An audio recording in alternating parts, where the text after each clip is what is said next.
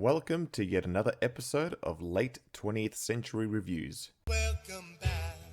In this episode, I'd like to talk about a movie that contains two of my favorite movie genres, science fiction and horror. Ever since I can remember, I've loved science fiction, being transported to faraway lands filled with the unfamiliar was always the ultimate escapism for a young boy. Then as I started school and was allowed to stay over at my friends' houses, I would be introduced to 80s slasher films like Friday the 13th, Halloween, A Nightmare on Elm Street, and Child's Play, as my friends would often have siblings 10 years older than us that could go to the video store and rent us movies we weren't always allowed to watch. That being said, there was one age-inappropriate film I was allowed to watch during this time by my parents that combined these two genres perfectly, and it was Alien. As much as I'd love to talk about the 1979 Ridley Scott classic today, or even the superior sequel in my opinion, Aliens, I'd rather focus on another entry into this franchise that gets way too much hate and even disowned by its own director, Alien 3. The movie starts as it left off from Aliens, having Alan Ripley played again by the magnificent Sigourney Weaver. There is no pain, only soul. Newt, Hicks, and the top half of Bishop, all in cryosleep on the Sulaco. We're shown that an egg that was most likely left behind by the Queen from the previous film caused an acid burn on the floor that in turn creates a fire, resulting in our heroes being jettisoned into an emergency escape vehicle that later crash lands onto Fury 161 that's inhabited by inmates who have decided to stay on the planet even after the facility closed down. It's then discovered that only Ripley survived the crash, and due to the planet being filled with criminals who haven't seen a woman in years, that it's best Ripley shouldn't leave the infirmary without an escort. It's in everybody's interest the woman doesn't come out of the infirmary until the rescue team arrives, and certainly not without an escort, right? Because of this, she develops a close relationship with the medical doctor of the facility, Dr. Clemens, played by the awesome Charles Dance. What is this building? First you're my friend, now you turn a 360 on me. 180, you stupid spaghetti slurping cretin. 180. If I did a 360, I'd go completely around and end up back where I started. What? Trust me. Who himself was sentenced to Fury 161 for prescribing the wrong painkillers to his patients while under the influence, causing the death of 11 people. So, do you still trust me with a needle? Just hook it to my veins! Unfortunately, while this is all happening, an uninvited guest has come along for the ride to find its first victim, but this time impregnating a dog called Spike. What kind of animal would do this to a dog? Or an ox, depending if you watch the director's cut. As the movie continues, Ripley starts to suspect a facehugger may have been aboard the Sulaco, so she asks for an autopsy on Newt to confirm an alien egg was not implanted inside her while they were in cryosleep. After confirming Newt was not impregnated, both the bodies of Newt and Hicks are cremated as a new alien life form is born.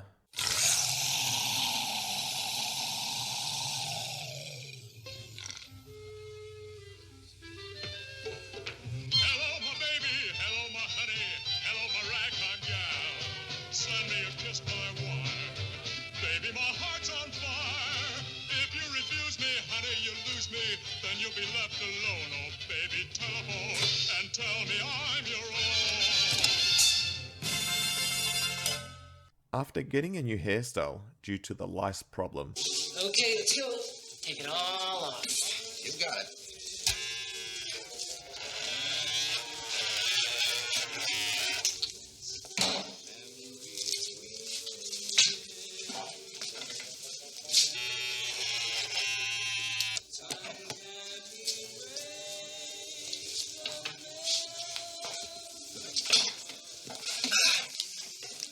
Just a little off the side, please. You bet. You can do that? Sure. This ain't the army, you know. Ripley tries to get familiar with some of the other inmates, like Dylan, played by Charles S. Dutton. You seen anything like this before? Why you asking me if I've ever seen some shit like this before? Do I look like I've seen some shit like this before? Hell no, I ain't never seen no shit like this before. Who the fuck would want to climb up these walls and hang one of these? Must have been a big elephant-ass motherfucker. I don't know the fuck. We are then shown the first human victim to this new xenomorph, giving Ripley renewed concerns once she's told of the news about the inmate's death and the burn marks found at the scene, causing her to hunt down the decommissioned android Bishop, played again by the always awesome Lance Hendrickson. I think I'm gonna take your fingers and put them in a jar of alcohol. Like pickle them. Keep them as a souvenir and show my buddies. Confirming an alien was with them all the way. Was there an alien on board? It was with us all the way. We were doomed from the start. After failing to convince the warden of the correction unit, Harold Andrews, and discovering that there are no weapons anywhere on the planet, then we're fucked. All hell breaks loose, and it's now a race against time to destroy the new xenomorph. Fuck! And the recently discovered queen alien that's been growing in Ripley, before Weyland-Yutani arrives to use them for its weapons division. See, Alien 3 suffers from being not as good as its previous two installments, but when you're comparing it against 5-star films, it was never going to stack up, but that doesn't mean it's a bad film. In fact, I think it's the perfect conclusion to Ripley's story, not including Resurrection, as it's technically a clone and not the original Ripley. Magnificent, aren't they? Yeah, it's tragic and sad seeing Ripley succumbing to the same fate like so many others before her. But killing herself to prevent Weyland-Yutani from getting their hands on the alien queen has always been one of her main objectives.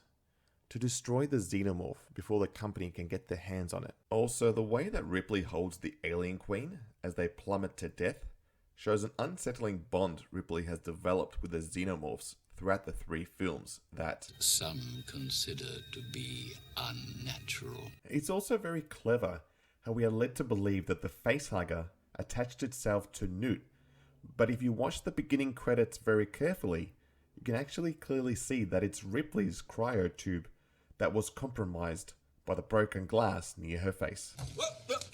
See, the Alien films have always had a claustrophobic feel to it, even in the vastness of space, and in this movie, it's no difference. That being said, I do find that all 4 original films touch on different genres, where Alien is more of a thriller. Move! Get out of there! Would you move?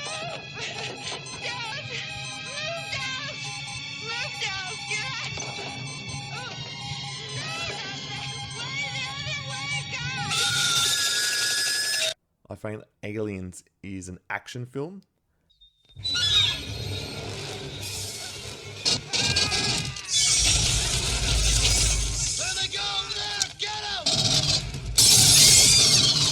Alien 3 is horror.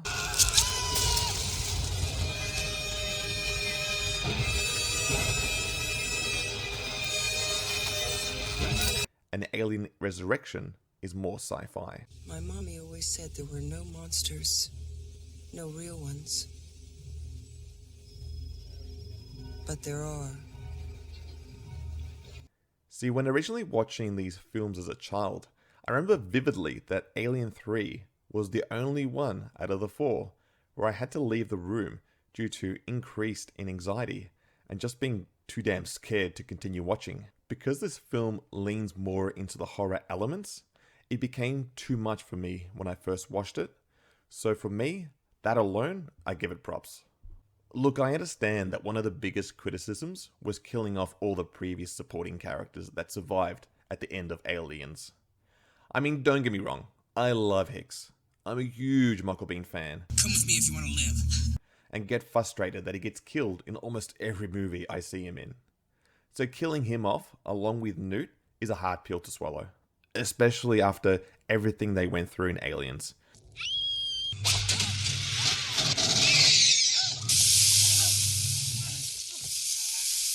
And as much as I would have loved to see these characters return, I really do respect having Ripley as the sole survivor when each film begins.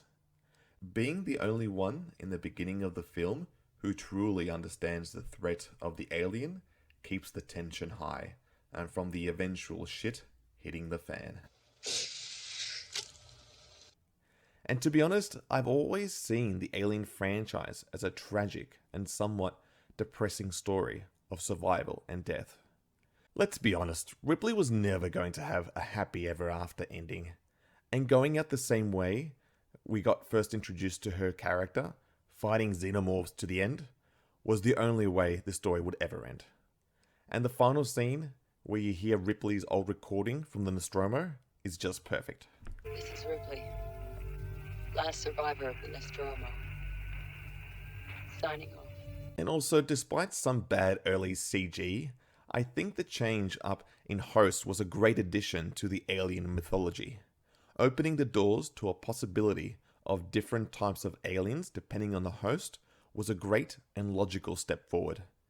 Having the alien climb on the walls and use 4 legs to give it more speed gave it another dimension into what a xenomorph could be. It's also the first in the series to use the tried and true method of showing the stalker's point of view, like other successful movies such as Halloween, Jaws, and Predator. Also, honestly, Elliot Goldenthal's score is an equal footing to Alien and Aliens, with a great emotional and thrilling soundtrack. It might not portray the same mysterious sounds like Jerry Goldsmith in Alien,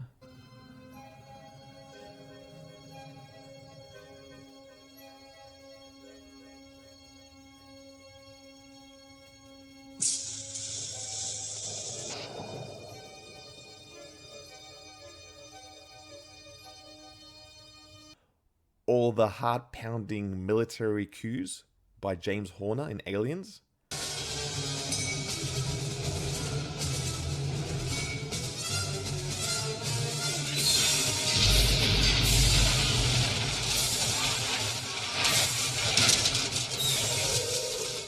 But boy oh boy does it give you the right feels.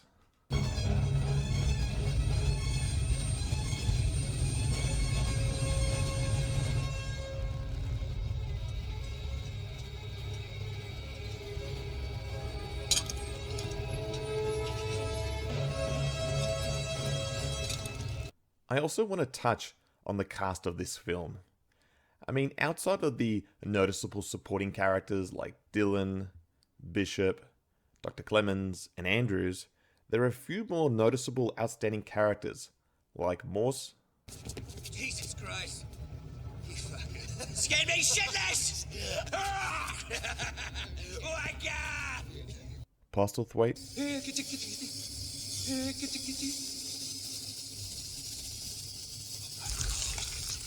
Aaron,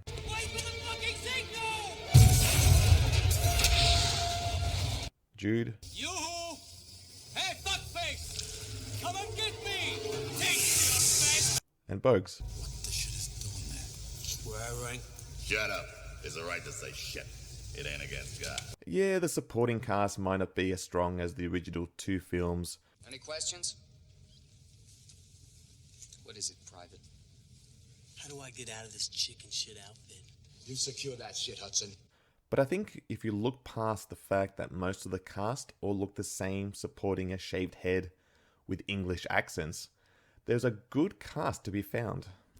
Come on, you. Get going. Oh, fuck you. I also hear that most people actually prefer the director's cut over the original theatrical release. But honestly, I feel that once they capture the xenomorph towards the middle of the director's cut version, it actually loses the suspense and gives you time to breathe, which really hurts a film like this because not knowing where the alien is or thinking that it could be around the next corner and just pounce at any time is one of the big reasons on what makes these films so captivating. But what I love about this franchise is that each movie has a distinct atmospheric feel to it, and this film is no different. David Fincher brings a very similar nihilistic and gritty feel to this film like he did years later with the movie Seven. He gives a real sense of foreboding throughout the film that any good alien movie does.